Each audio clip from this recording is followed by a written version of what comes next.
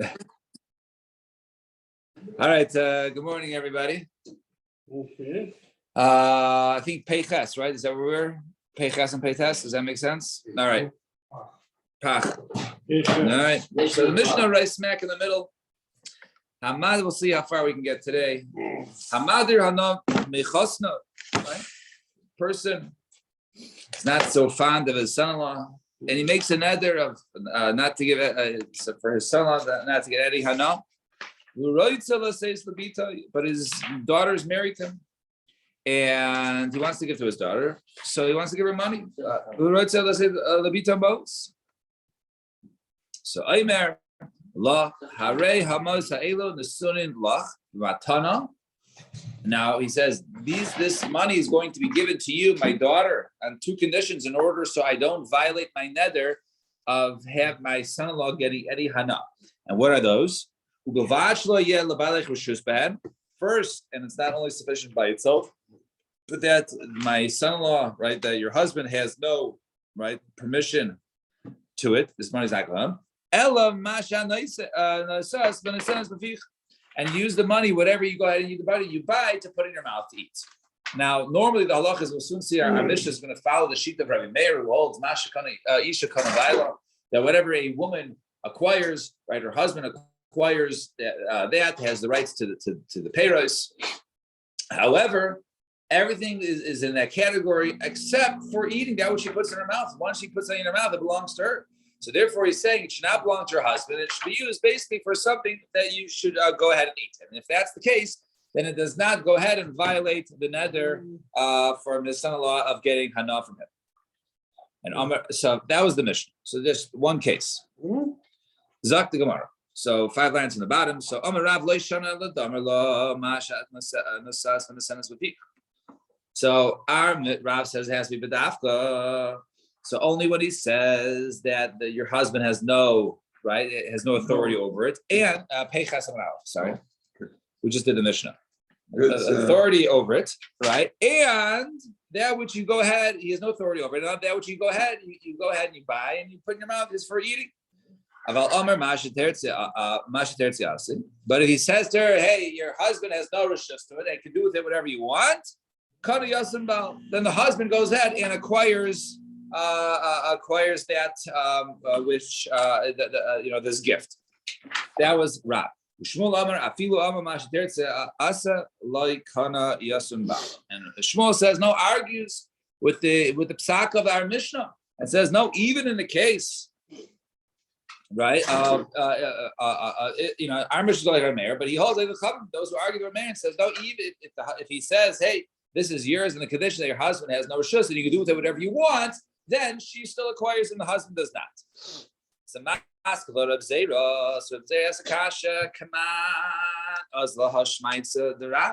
so who does that? This statement of Rab, right, which says it only works, right, if he says you use the money for food to put in your mouth. Who does that go like? Meir.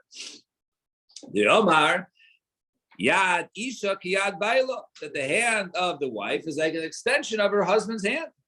Right? So must go like a mayor. It says how does one make a shituf b'mavui? Now mavui, right, there's an alleyway, multiple chatzeros are open into this alleyway. One cannot go ahead and carry from there into the mavui on Shabbos. It's considered to be its own rishus. So what do? You go ahead and you say, I have an idea, let's make this mavui, this alleyway, and let's make a communal. Let's make it belong to everybody, so everybody will have something in there, and therefore belong to everybody, and therefore be able to go ahead and care. So this, all the prenuptium doesn't work. The what? All the prenuptium. The prenups?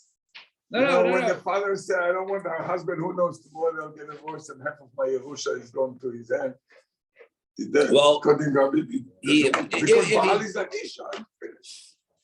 According to Mayor, right? So that technically, but there's certain things that I guess could be done. The prenup doesn't necessarily say that it doesn't have that, but that will remain in her assets. There are certain things that can be done during the shots of Erison, but once she's married, anything that falls to her goes to the husband, right? There could be things that are done during the time of Erison, right?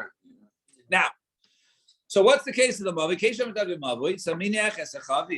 So guy says, okay, here's this. So I have a barrel of wine. I'm going to go ahead and basically give this barrel of wine to everybody who shares this mavui, and I'll give it to another party. That person will acquire it on behalf of everybody else, and therefore we'll all have this communal barrel of wine sitting in the mavui that the mavui we can go ahead and carry into it. So this belongs to the entire mavui. And he gives it to them. He gives it over to his Eved Ivri or his Ama Ivriya, basically people that he doesn't own, right? He doesn't own them like he owns the Emet Kanani, right? So they have their own rights, so he doesn't own them, so he can give it to them,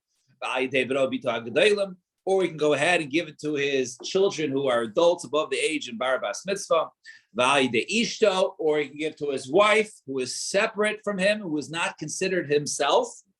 Now, wait. And if you say that the woman is an extension of the husband, so how can he go ahead and give the wife and she acquires it on behalf of everybody else? Him giving to his wife is like his right hand giving to his left hand. He hasn't given up anything. So Marava, even though normally Rabbi Meir says Yad Isha Kiyad Baila, nevertheless, Rabbi Meir however, Rabbi Meir agrees when it comes to a mavui, right? Since the whole point of him doing this transaction is basically to give it to somebody else, right? To give it to others, to mizaka to others, therefore it works in this case. That was that which we say that kana isha kana baila is if she goes ahead and she acquires something from somebody else, and then so her acquiring it is really the husband acquiring it. But if the husband is trying to give it away and he gives it to the wife, then she's not considered to be Yad Baila, and therefore she would be able to mazaket to the other people of the mavur. So, however, Ravina has a question to Ravashi. So these are people we can go ahead and give over the shituf of the mavui to. Ayidei beno ubito hagdeilim, as we mentioned, right? The adult children. The Avda V'Shichos Avrim, and also his servants, his Eved Ivriya, who are not his physical possessions, right? That's the short list. And then these are the people who can't go ahead and acquire for others. Beno, Bito, Aktanim, his children who are minors, right? The Avda V'Shichos Aknanim, or his servants, male or female, who are Knanim, who he owns, who are like property. The Ishto. And his wife is in the category. Wait, time out. You just said, Mayor, that the wife is in such a situation. You're able to go ahead and give it to her, and she can acquire it on behalf of the others. But now it appears that it doesn't work. So Ravashi, Masnisa, no, there's two different situations. The only time it does work, right? If she had property in her own name, for whatever reason, that the husband did not get it at the time of when they got married. Let's say she inherited during the Zman of Erusin. So therefore it remains with her. It doesn't come over to Nesuin, right? Or there are certain stipulations that remains in her assets and not her husband. So let's say she also had property connected to this mavui that wasn't the husband's. If that's the case, then since she is able to go ahead and acquire it as a person of the mavui, therefore she's able to go ahead and be mizaka to others. So that's the case when the wife works. When it works to give to the wife. If the price included the wife as mizaka to her, if she's already getting it for herself, then the miga zachli nafshe since she's acquiring for herself, she's also zeichet for others on behalf. However, if she did not have any real estate, right, in this mavui, then it would be like the second brisa, which listed the woman amongst the people that it would not work with. Fine. So it comes out, right? So let's bring it back. So that which we said, we can make it like Rabbi Meir. Right. So Rabbi Meir holds like Rav. If we explain the Mishnah like Rav, the Tana is Rabbi Meir. Right. So that right. So that would have to be right. So that would be going to Rabbi Meir, and over here at Meir, this is not a contradiction of Meir because over here in his case, the Mizak to others was a different situation. Fine. Now in Mishnah says so the pasuk in the parsha listed by Nedarim, it mentions that there's a pasuk that covers an almana, a widow, or a divorcee, almana or grusha, and the pasuk over there says the nether almana grusha kol asher asa nafsha yakum aleha. Basically, it can't be revoked. Okay, it can't be revoked. So that's the pasuk. So let's see. The nether is like the Mishnah. If we answer the bottom of Pei Chesed base, the nether almana grusha yakum aleha. a nether of an almana or a grusha, right, remains with her, cannot be revoked. Kate said, what's the case? So, okay, obviously she should have a husband who's going to revoke it, right? So it has to be more of a chiddush. So Amra Haredi Nazir Lachashashim. She says, I'm going to go ahead, we're in the Mishnah on page Chesed Beis, right? She says, I'm going to go ahead and be a Nazir in 30 days. And you know what happens? Good news, right? She fell in love. And right? So she made that statement January 1st, right? Actually, that's March or whatever it is, say January 1st, right? And so January 30th, she was supposed to become a Nazira. And she fell in love and got married on January 10th. He can't go ahead and revoke it. Didn't have it on the Yeah, record. because Since she was. at the Zman, right? Since at the Zman that she made the nether, she was single, she was divorced from her first husband. So even though she was married when it triggered, right, when the chalais of the nether occurred, which was January 30th, she was already married, the husband cannot go ahead and revoke it because it was already stated while she was single. Right? That's mechudesh. Next case. Nadra bihi b'reshus habal meifirlo. What's the case of when she made a nether and in the reshus the husband, he can go ahead and revoke it. So Ketzad, I'll give you also a chiddush in that case. Ketzad. Amra reidin nazir lachash leishim yaim. So she's married, happily married, or not so happily. She's married on the 30th. Excuse me, on January 1st. Amra harin nazir lachash leishim yaim. I'm going to be a nazira on January 30th. It's time. So alpha bishin is alma or nisgarsha. If she got widowed or divorced in January, hare ze mufer. Now, nevertheless, this is revoked. In other words, let's say the husband heard it, and he says, "I'm revoking it. I'm revoking your nether to take place on January 30th." And it turns out he divorced her 2 days later after he revoked it.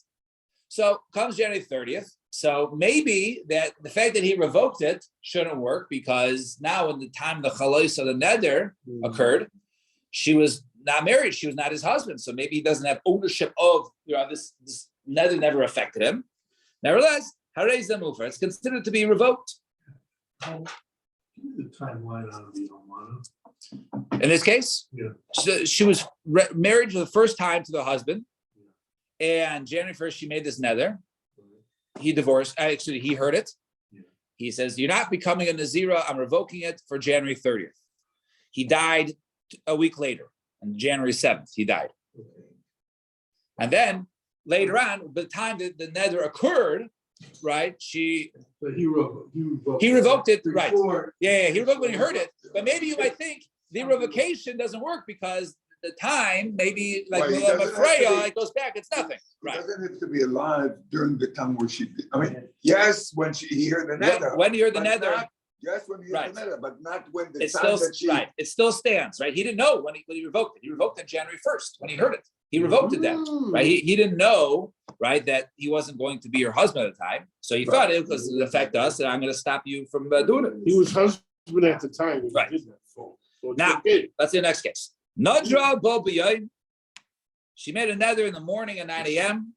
Then he's Garsha, and he divorced her. Says It's the same he day. divorced her. She made the nether. Same day. He met Same her in day. the morning, She made a nether. He was silent. He divorced her. Then he's Garsha b'yoyim. The Chzira. Then they worked things out. The Chzira b'yoyim. And he remarried her. He took her back the same day. Eino yachol efer. He can't go ahead and revoke her vow because at some point in time, she was now her own person. She went back to her father's house, right? Her father, since she was already in the Nesua, her father can no longer revoke her vows because she left. Actually, we'll soon see the next Mishnah, right? That once she becomes, she leaves her father's house, either through being Bulgaris or in the Nesua, right? He no longer has rights over her vows. So since she was basically, nobody had the rights to her vows during those hours of her being divorced, right? It doesn't go back where he has the ability to revoke it. And therefore we say, in Zaklal, there's a rule. Even if she goes to her own reshus for even one moment, even if it goes back to the husband's reshus, he is unable to go ahead and revoke the vows, even if it is the same day. Fine. Yes. Sorry, I'm just catching up. Sure. The chiddush is that even if the husband were to die within 30 days of her making it a nether, it still doesn't revoke it. Even if he No, dies. it does. Which case? In the first case, or second case? First. On the previous page in the bottom? Correct. So right. So even in that case, well, she made it as a single lady, Oh, she is a single. and then she got married. Okay. So right. So And when then she that got had for to 30 be days, effective when he she- can't revoke it. Why? Because the time she made it, she was single and she Okay. didn't have a husband until Okay. huh? In the file. If so we're talking over there about a case of an almana or grusha. She was widowed or divorced, so she already left her father's house that she didn't go back. Yeah, but if you're not a mother, when you go back, if you're. No, if you're- but you don't once go you- back to your But once father's you're physically, you do. I mean, if you want, see, she lets you back in, right? But once she is an asua, once she gets married, she leaves the father's authority. That when she goes back to her father's house, he does not have the same rights as he had to her before. house. Mhm. So there's no way for her to break this vow because after 30 days, it's just. Right. They can't be revoked. They're right. So that right. She would have to go ahead and fulfill it. Fine. Zok the Gemara. Satanya. We learn in the Bryce, Almana ugrusha she'amra hareini nazira likshe enasa. An almana grusha, going back to the first case, she's widowed or divorced from her first guy, from Ruvain, and she says, you know what? I really want to get married. I'm just Tehillim and 40 days at the Kota, none of that's working. I know it's going to do. I'm going to become a Nazira for Hashem when I get married. All right. If I find my second b'shert, right, I'm going to go ahead and become a Nazira. I'm going to do it for you, Hashem. Legit. So, Rabbi Shmuel Aimer, Yofir. Rabbi Shmuel says when she marries the husband, he can revoke it. Why? According to Rabbi Shmuel, we'll soon see that it depends of when the neder is chal. The chalais neder occurs when she's going to be married to the second guy, right? That's exactly the stipulation. So therefore, Rabbi Shmuel will say, Yofir. She was nothing. She was nothing. She was hoping. She was hoping. So she did it. Instead of her saying, I'm going to give $1 million to tzedakah if I get married, she says, I'm going to become a nazira if I get married Right. because she was already widowed, and she gets married. So the husband says, Rabbi Shmuel, the husband can go ahead and revoke it. Even if she But didn't want to that's- single? Yes, Wow. That's according to okay. Rabbi Shmuel. Not like we said. Okay. Rabbi Kiva Omer, lo yafir. Rabbi Kiva says you can't go ahead and revoke it. Why? Because since she made it while she was an almana or grusha, and even though it was chal during this point in time, lo yafir. The simana and the way to remember this is yalili, right? Nothing to do with the song, right? It just means yafir is the yud, right? The lamed is lo yafir, and then the next case is gonna be lo yafir and yafir, right? Fine. Eish is ish. That was case one. Case two is gonna be the opposite, right? A married woman, eish is ish amra hareini nazira shes garish. A married woman says, you know what? I'm going to be. I'm very happy with my marriage. I'm not worried. I'm not going to be a nazir. I'm going to make a nazirus that if I become divorced, my husband leaves me. I can't imagine why he would ever leave me. But if he divorces me, I'm going to become a nazir. And it just so happens, then he's garsha, and she became divorced. So now it should trigger it. Rabbi Shmuel Omer lo yefer. Rabbi Shmuel says you can't go ahead and revoke it. Why? Because Rabbi Shmuel, as we just saw earlier, it goes in the time of the chalais neder, when the neder is going to be chal. It's going to be chal when she's divorced. A divorced woman doesn't have a husband to revoke it. Therefore, he can't revoke it when she makes the That's time of the vow. opposite of the case before. Opposite. Right. Right. And that's why. And Rabbi Okay, Kiva said the it's opposite, opposite. right? And Rabbi Kiva, Mary Yefer, you can do it, Kai. Why? Because when was the time that the vow was made? During the zman of the marriage. Therefore, you can go ahead and revoke it, even though it's only going to be chal, by definition, after. If he mafars right before he actually divorces her, then everything is unbroken then? According to Rabbi Kiva, Yefer, but according to Rabbi Shmuel, it doesn't work because it's not triggered during the zman of the marriage. And therefore, it has to be, right. So I'm Rabbi Shmuel. So what's the svara? So why is there it has to be the chalais? Harei oimer the neder almanu grusha b'chulei ad sheyeh neder b'shas almanu the gerushin. The zman when the neder is chal is during the time over she's almanu grusha. So therefore, that's what it means. So therefore, if it's chal, right, during the zman, and by definition, she's saying when I'm divorced, I'm going to go ahead and be a nazira. Therefore, the husband cannot go ahead and revoke. So according to Rabbi That's Rabbi Shmuel. Akiva, Rabbi. the most important is the time of marriage. That's where your force is. That's where you're When it built. was made. When you were made. When it was made. And Rabbi Kiva Saver, Harei Omer Kol Asher Osra Al Nafsha, right? When she asks it upon herself, Ad She Yisura Neder B'Shas Amos Agrushin, right? The time when it cannot be revoked is when she asks it, when she makes the vow, when she's an almana or grusha. But if she makes the vow while she's married, then it doesn't work. these the Durham just as strict these days? Like if someone actually Look, really says it? L'chaira, it's, yeah, I mean, yeah, it didn't change, right? It's l'chaira. Really careful, so. Hey, Amar Rav Chizda says Rav Chizda, Masnis and Rabbi Kiva. Our Mishnah must be Rabbi Kiva, right? Because our Mishnah seemed to say it had to do with the time of when the nether was made. And Abai Omar, Afilu Temer Rabbi Shmuel. Oh, you say no, you can say Rabbi Shmuel. Why? Masnis and Tala Nafsha b'Yayim. Brisa Tala Nafsha b'Nesuin. When you look at the Mishnah, right? So the Mishnah, it was 30 days, right? That was the stipulation. It's 30 days. So 30 days, she could have been engaged, or she could have been married, or could have been not married. We don't know which one it was, right? You have an option, right? So therefore, since we don't know which one it was, you can go, according to Rabbi Shmuel, after either one. So Rabbi Shmuel says, you know what? You go when the nether is chal. The nether is chal during this. So therefore, when she makes the nether, is not necessarily, it could be that when she says in 30 days, right, I'm going to be in a zira, right? And then she never ends up getting married, right? So nothing changed, right? Or the first case, or excuse me, or the second case, she was married. She says, okay, I'm going to be in a zira in 30 days. She had no idea she was getting divorced, right? So therefore, the husband was able to go, right? Maybe over there, the husband, right? He can go ahead and revoke it because it could be the same time. So therefore, Shlomo Yami, it could be 30 days, right? Without her getting divorced or without her getting married. And therefore, if it's that case, maybe Rabbi Shmuel agreed. If you say you pin one against the other, in other words, these cases over here, by definition, right? When she was a married woman and she says, when I get divorced, I'm going to become a Nazira, by definition, right? It was impossible for her to be married during the Zman of the nether. So therefore, we say you can't go ahead and revoke it.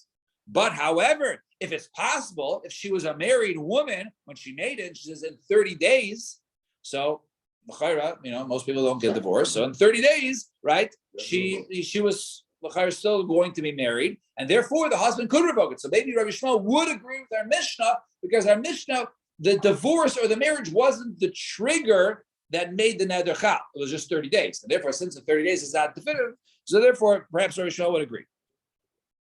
And Zeh Klal, now we said that normally when we said Zeh Klal comes to include a case. We said at the end of the Mishnah, Zeh Klal, this is the rule, Kol Sheyatza L'Shus Atzma, Sha'achas Ein Yochel Ever. Once she leaves the Rishus of the husband for one moment, then he can no longer revoke it. So Zeh Klal, just find the last place, right? Zeh Klal Diktani. So Gabi Namara. So we have a similar mission earlier in the Masechta. We said that Sugay Holach Ha'av Im Shluchei Haba. So over there it mentions, right, that it's still considered if you have the father went with the shluchim of the Baal, O Shahotchu Shluchei Av Im Shluchei Haba. Right? So we say in that case that when the husband went with the messengers of the husband, right, and she's an Amarasa over there, and therefore, or she even went the messengers of the father. Now she wasn't given over yet to the husband, right? She was still with the father or the messengers of the father to Shluchei Baal. Then that's the case of Ben Amarasa. Since she's not fully a Nesua yet. All right, she's not right. She's not completely married. She's all right. She's only an arusa. Therefore, they both go ahead. That includes the case of revoking it together. And in our case, Zeh Klal, the Toni Gabe Ve'elu Nadarim, and the one that's written in our parak of Elu Nadarim, right?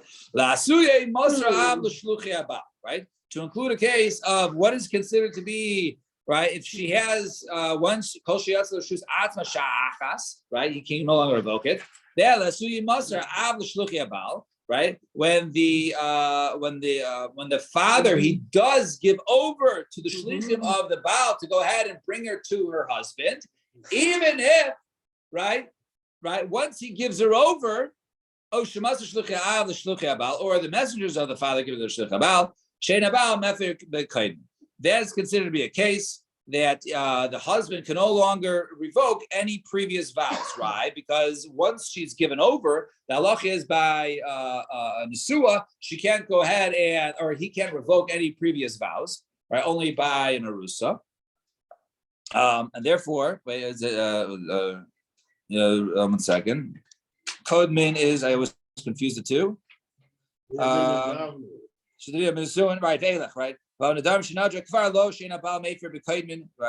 So in other words, right. So right by Narusa. So therefore, in this case, once he gives her over, right, it's considered to be kaidmin, and therefore it's no longer included. So therefore, that's what the case is coming to teach us. When it says, right, zaklal kol shiatzu shus atzma, it means that even in the case where the messengers gave her over, then her vows are no longer considered to be revoked because it's out of the reshus of the father, and the father and the husband usually revoke the vows together. But now this is considered to be kaidmin because the father has already given over the girl, and therefore he's no longer part of the hafara process, and therefore any vows would be considered to be kaidmin, and the husband would not be able to go ahead and revoke them. Fine. Now comes I would say complicated, but it's not necessarily complicated. It's actually very simple, but it's stated in a complicated manner, sort of. Now, Never done that. yeah. This is the first for everything. So Teisha Naros, there are 9 Naros. Now there's basically a rule, right? That the rule is that once a girl gets married, her father can no longer revoke her vows. Once a girl becomes a bogeres. Now also you have to remember, someone who makes a neder, but before the age of 12 is nothing, right? It's not a neder. So we're only talking about the neder by the father revoking it once by the age of 12. Now, so there's 2 ways for her. All right, 12 years. There's 2 ways. Right, so there's 2 ways for this father to lose his power. Basically, if she gets married, Nesua, or she becomes a bogeres at the age of 12 and a half, he's no longer has authority over it. So let's see. Teisha Naros, Nijreyan, Kayamin. There are 9 naros, 9 situations potentially where the neder of a nara is kayamin. So there are going to be 3 categories of in the 9. So bogeres vihi yisayim, right? We have a case of a girl who is a bogeres. She was already the age of 12 and a half. And, no, vihi yisoma means. Yeah, so there's a case of Yisom B'chai Avia. Right. An orphan in her father's life. How can one be an orphan if her father's alive? If she was married and she was divorced, right, or widowed, right? I think widowed, right? Widowed, right, during her father's lifetime. So she's considered to be a Yisoma B'chai Avia, right? Even though her father's alive, she's considered to be a widow because he doesn't have the rights to her. Right. In terms of that, there's no one to revoke her vows. Right. In order, this girl, because she doesn't have, even though she's 12. Right, because she's 12, but her father doesn't have authority over her like he had the girl who never got married and was never widowed. So Begeres vi Yasaima. Nara, she was, once again, she was widowed. And then as a Nara, Ubagra vi Yasaima. Right, and then when she became a bogeres, she made the vow, and she was the assignment, right? Which is basically both things, right? Or nara shalei bagra the assignment, or you have a nara who was widowed, right? And she never became a bogeres; she's still 12 or whatever, 12 and 2 months, and she made a vow, right? The assignment. Or next case, bogeres umei savia. Or you have a girl who's she was a bogeres and her father died, or naro bogeres me sevilla, or a girl who was 12 when she made the vow, and then she became a bogeres and her father died, or nara, or you have a nara, she was 12 and a half, shalai bogra, that she's still whatever, 12 and 2 months, whatever it was, and me sevilla, her father dies. All these cases does not have anybody who can go ahead and revoke her vows. And nara shemei sevilla, or you have or you have a nara whose father died. Then once her father died, then she became over 12 and a half. Her vow cannot be revoked. Bogeres via kayim, or she's a bogeres, right? Her father's still alive. Or nara, she made the vow, then she became a bogeres via kayim, and her father's still alive. The father can no longer revoke it. Rabbi Yehuda Omer, af hamasi bita v'ktana. Even one who goes ahead and marries off his daughter as a katana to somebody else, but she gets the widow or divorced from him. Right? And she comes to him, and even when she's still a nara, she never comes to bogeres, he cannot no longer revoke her vows. So these are all the people are included, or naras are included, who cannot go ahead and have their vows revoked. And Amar Rabbi Yehuda Marav, Zok the Gemara, right? Short, very short Gemara. Zo Divi Rabbi Yehuda. This is the opinion of Rabbi Yehuda, who says all these different cases.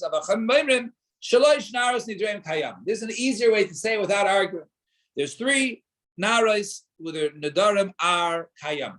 No, they make a nether and between the age of 12 and 12 and a half, and their vows cannot be revoked. And who are they? A bogeres, if any girl who becomes already 12 and a half, the yasaima, or a girl who is mamish orphan, right? Her father died, there is no father to go ahead and revoke her vows, or the yasaima b'chayaviyah, or she was married to somebody else, and then she was widowed, and she goes back to her father's house, he can no longer revoke her vows. Fine. So that was the Chachamim's way of simplifying that which Rabbi Yehuda said in our Mishnah.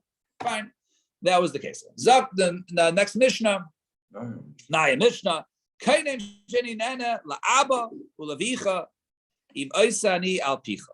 So she makes a vow that I will not go ahead and get any hana from my father, from your father, if I listen to you. So basically, she's going to have to at some point listen to her husband, right? And this will trigger the vow, and the vow is going to be considered to be Devarim Beino Leveino.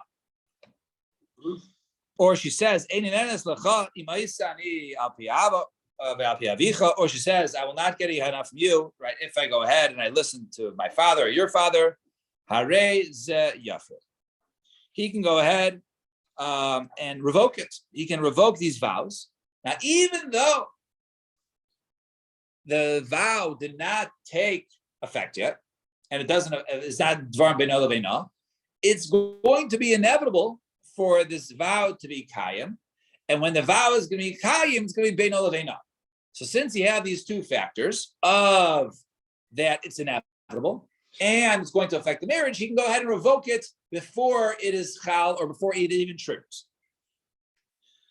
Well, let's see the Gemara. Satanya with the Raisa, that I will not get any hana from my father or your father if I listen to you. Rab Nasan Aimer lo yafir. Rab Nasan says you cannot go ahead and revoke it. Right? It's not revocable. You have to wait until she listens to him, triggers the vow. Then she's also, let's say, to get any hana from her father or his father, which will affect the marriage, and then you can go ahead and revoke it. You can go ahead and be made for it even prior to being materialized. Netulo ani mina Yehudim im mishmaticha. Right? She says, you know what? I am forbidden, right, from having relations, with everybody in the world, right, which she normally is, right, if I have relations with you. So, and he is included, right, in everybody in the world, right? So, Rab Nasan Aimer lo yafir, he cannot go ahead and revoke it yet. He has to wait till they have relations. Then now she's forbidden to have relations with anybody in the world, including her husband, and then he can revoke it. He says, no, you can go ahead and revoke it because, as we saw, since it's inevitable and it's Devarim Leveino Leveino, therefore, you can go ahead and revoke it even prior. So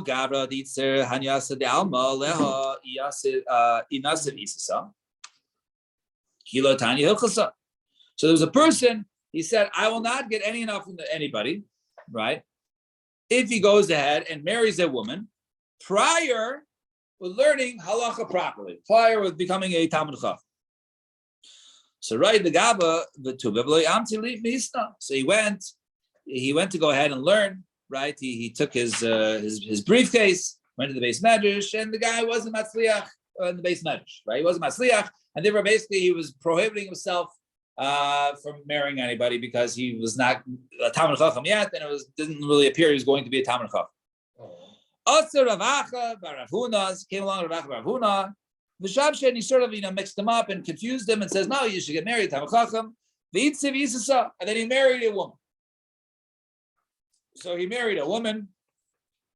Basically, now the vow really should trigger, right? V'sharkei Tina, and then he went ahead and just turned the page, right? And then he went ahead and he got his clothes dirty.